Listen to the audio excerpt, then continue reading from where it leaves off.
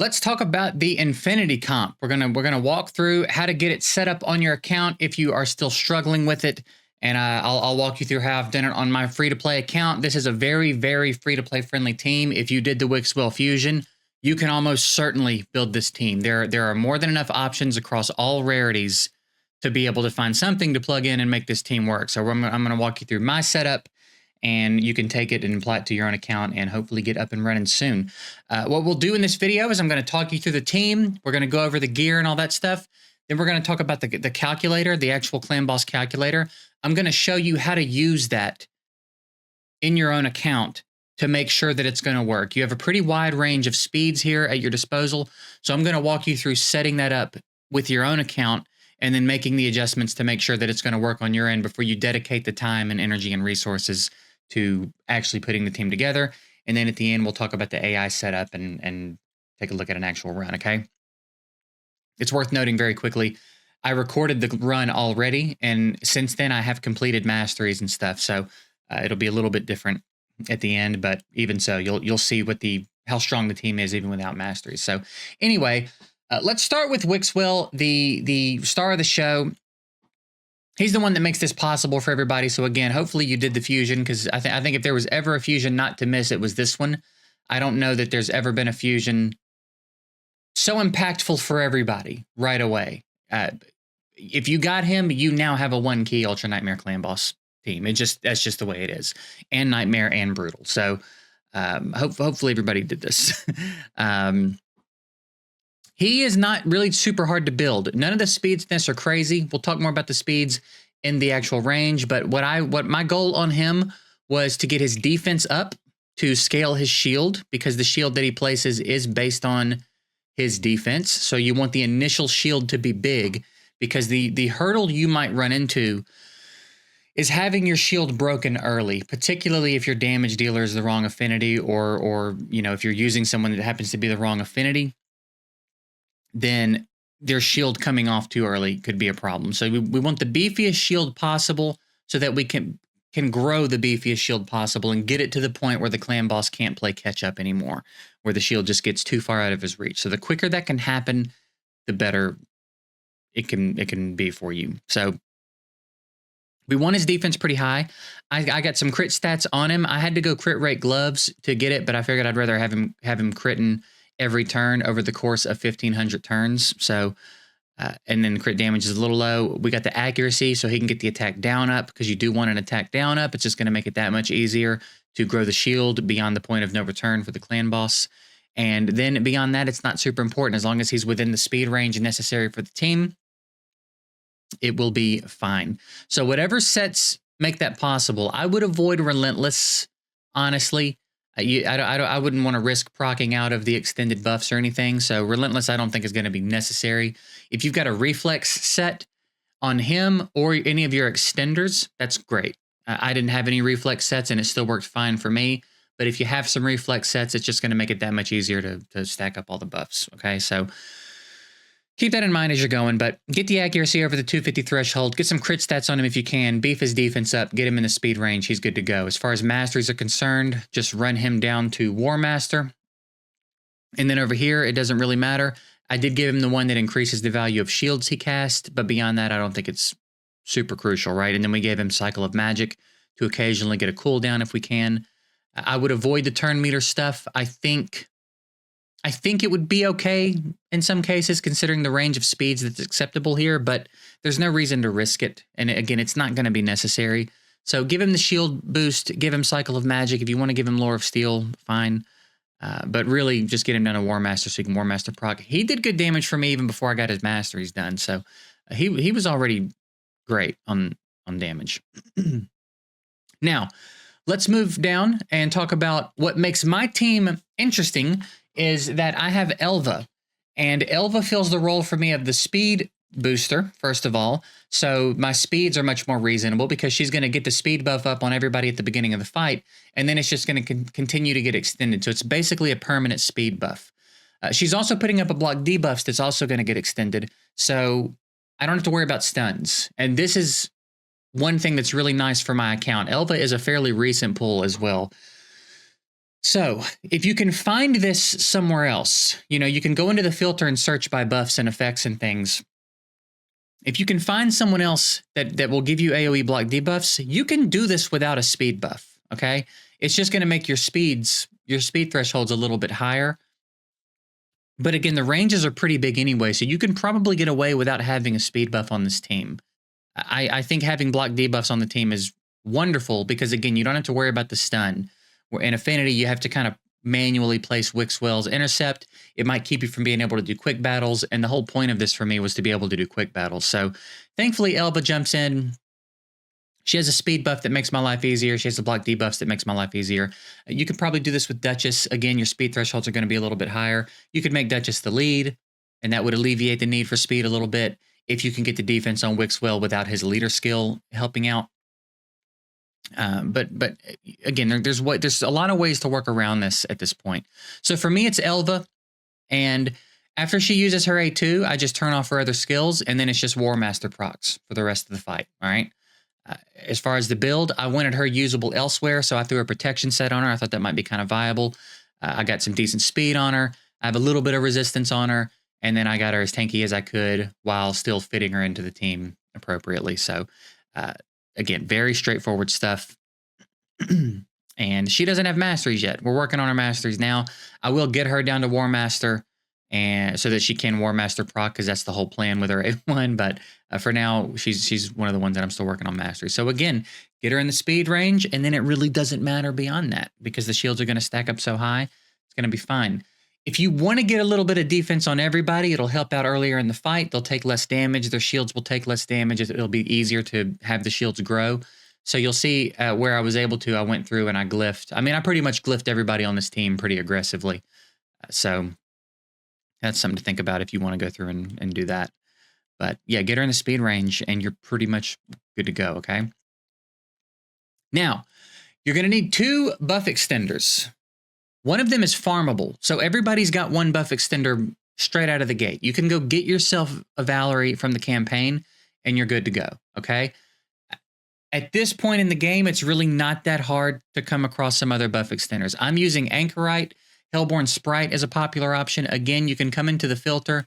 You can go down to other effects, positive effects, and go increase buff duration. And then you just have to go through and find who's doing it AoE. All right.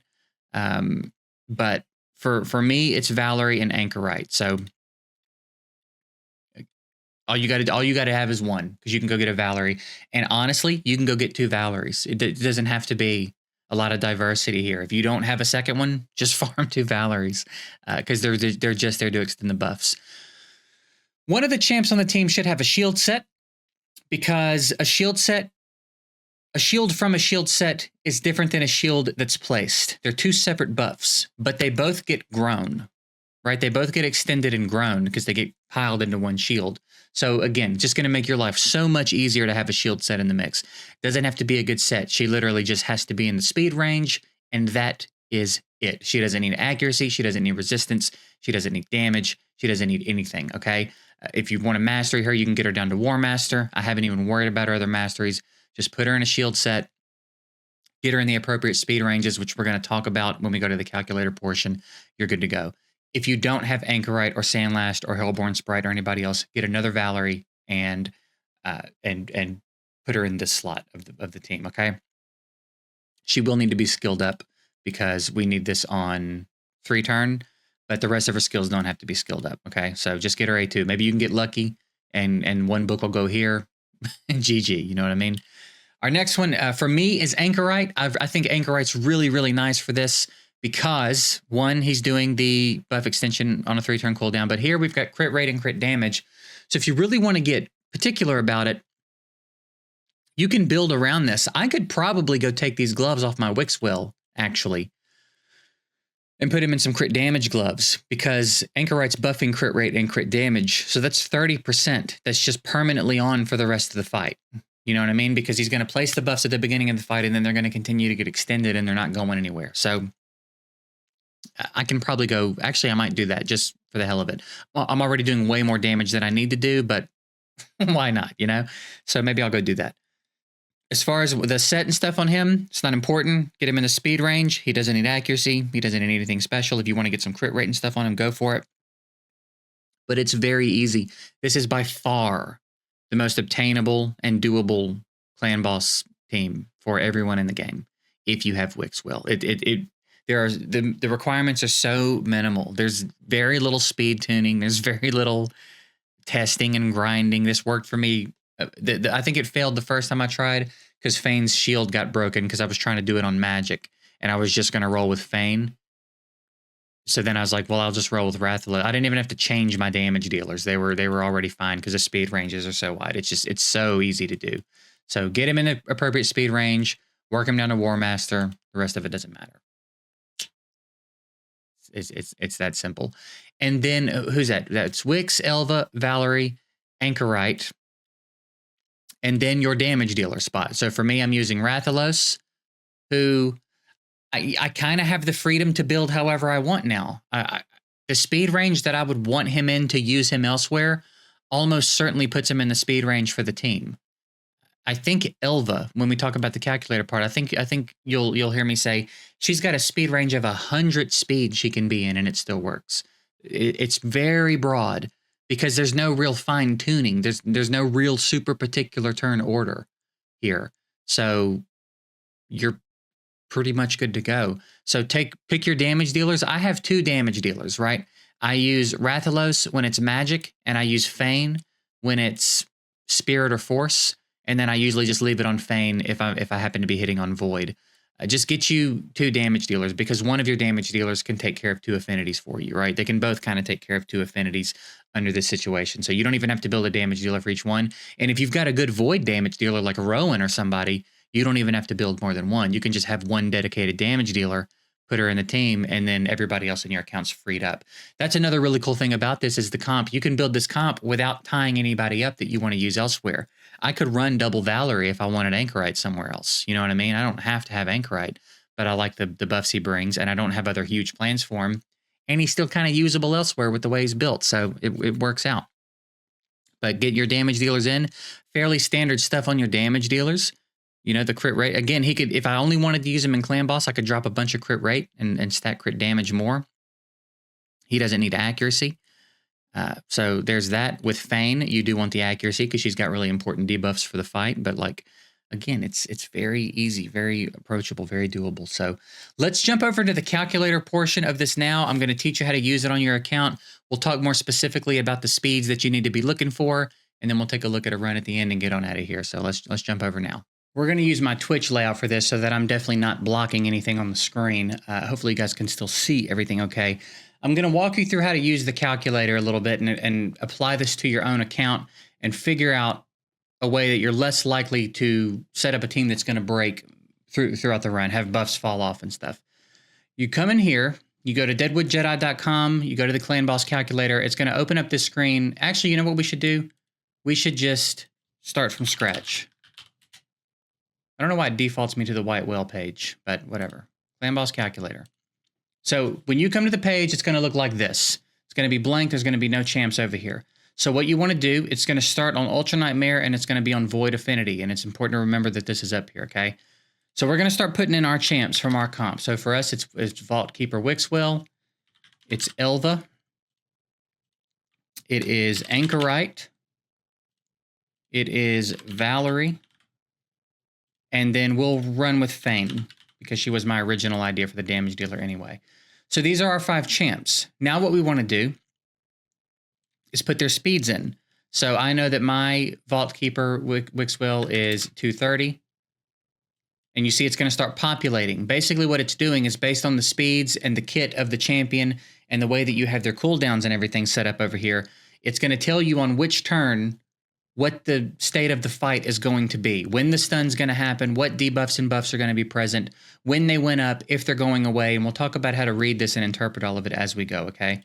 I know that my Elva is also 230, my Anchorite is 195, my Valerie's 215, and my Fane is 181, okay? So now we've got a bird's eye view of, again, what the fight's going to look like before we make any adjustments to priority of skills and cooldowns in any of that, and that's going to be important. But let's talk about how to interpret what's going on here. You see on the first turn, we've got buffs go up, and some of them are green and some of them are blue. Green means this is the turn that they're getting placed on. So you'll see he puts up his counterattack here, then it's going to go away, and then it's going to come up again on the next turn, and this is when it gets placed. And then he's got it because he's going to get 2 turns for this turn at the speed he's currently at, and then it's gone next turn. A little different for him because of the way this buff works, but basically, once it gets put up, it's going to start getting extended once the extenders start doing their thing. Now, something to look out for when you're setting this up is you see how this attack buff over here, it's a little small. Let's shrink that in just a little bit. I love that the ratio is just off on my browser window. Okay, now you should be able to see it. See how this attack buff here is faded out? That means it's going away on this turn. This is what you want to make sure you're not seeing when you're done setting this up. You should see no buffs going away at any point in your fight. If buffs start falling away, something needs to change. Your speeds need to be adjusted, your cooldown, your priority, something needs to be adjusted. Something is wrong if you see buffs going away in this fight. After the first couple of turns, when buffs get placed and the extenders start going, nothing should come off again for the rest of the fight because they're only going to be getting extended. So with everything as it is, before we mess with the priority and the cooldowns, you see like at some point we start losing our block debuffs and we start losing here and there. We start losing some other things. That's not good. That's not what we want. So let's make our adjustments to our AI in the clan boss calculator. We're also going to do this in game. And I'm going to need to show you how to do this in the calculator because it's not, you have some options in the game that you don't seem to have in the calculator, but you do have them, okay? So for Wixwell, we want his A3 to be his top priority. So we're going to click the priority next to his A3 and go highest priority. And then on his A2, we want it to be his second priority. So we're just going to put it at 3. And the cooldowns are already there. I think it assumes that you've booked your champions, which you should have your champions booked for this. So Wixwell, fairly easy to set up here. Elva, what I'm going to do with Elva is I'm going to turn off her A3. So the way that we turn off her A3 is take the cooldown to 0, and then it grays out the skill and treats it as though it doesn't exist. Then what we're going to do is for her A2, I want her to use it once with no delay. So I want her to use it on the first turn, but I'm going to add a cooldown of 9,999 because I only want her to do it once. And I want the calculator to think that she's only going to be able to do it once. Now in the game, you can set it as opener and then you can set it as don't use. And this is the same. This is how you get this into the calculator. Make it the high priority and then put a cooldown on it that's longer than the amount of turns the fight's going to last. So technically 1,501 would be fine. I just go 999 for the hell of it, okay? So that's how we're setting up Elva, because I only need her to do the block debuffs once. Once it's up, we start extending it. For Anchorite, for his A3, we want him to open with his A3 and then not use it again, because we don't need him to use it again. So we're going to do the same thing. Highest priority, and then cooldown 9999. That's good to go. And then for his A2, we want that to actually be his highest priority. But we want to put a delay on it so that he'll use his A3 first. As far as the calculator is concerned, it'll go on cooldown. He'll never be able to use it again. Then on the second turn, he'll use his A2 and then begin using it every time it's available, as far as the calculator is concerned. Again, a lot easier to do that in the game, but for the calculator, this is how we have to do it. For Valerie, her A3, we're going to tell her don't use. And then for her A2, highest priority. So we want her using her A2 every time it's available. And then for your damage dealer, it really doesn't matter. So now we've set this up as it'll be set up in the game with the speeds that we have. And now if we scroll down through the run, we will never see a faded buff. We will never see a buff going away. For the whole fight, everybody's going to have 7 buffs. And then Wixwell is occasionally going to have 10 buffs because he's going to add the 3 to himself. And it'll be this way all the way through turn 50, all the way through the end of the fight. That's how you know that this is going to work, at least as far as tuning and all of that goes. Then you still might run into the issue of your damage dealer potentially being too squishy and having their shield get broken, but this can't really account for that. This can only account for a zoomed out, no context view of what's going to happen based on the mechanics of the fight and the way that you've set it up, okay? So when you've got it like this, you know, okay, I can go into the game now and apply this. So I would recommend coming to the calculator before you start building your champs. If you want to put my speeds in the calculator as a baseline for you to work from, and then what you can do if you want to figure out what kind of ranges you have on the speeds and how it's going to work. Let's say Elva. If we just start clicking her down one speed at a time, you see if we get her to 227, some things shift in the fight.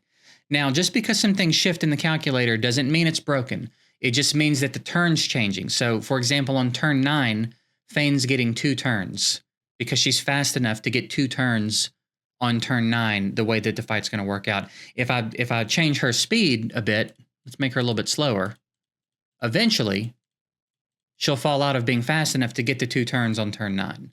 So just because it's shifting doesn't mean that it's breaking, okay? It's just changing how many turns of your champs are happening on certain turns of the clan boss. So don't let that freak you out. The only thing you need to be concerned with is buffs falling off, faded out buffs on your champs, right? And Elva needs to be fast enough to get block debuffs up on turn 1 before you get hit, right? Shield needs to go up before clan boss takes his first turn. Block debuffs needs to go up before clan boss takes his first turn. And then you've got a little bit of wiggle room, right? So we'll take Fane back up to 181. And we'll just start dropping Elva. And I know that I can get her down to like 180, I think 190 something or 188, but let's take her down to like 178. And actually Elva might be fine because she's not an extender. So this might not even break the run. Elva might still be fine. That's how ridiculous this all is. So really, I think it really only matters if your extenders get too slow. So what we'll do, let's do the same thing but with Anchorite. This will be a better show. Okay, so now Anchorite's down to 180, and you see some of the buffs fall off occasionally.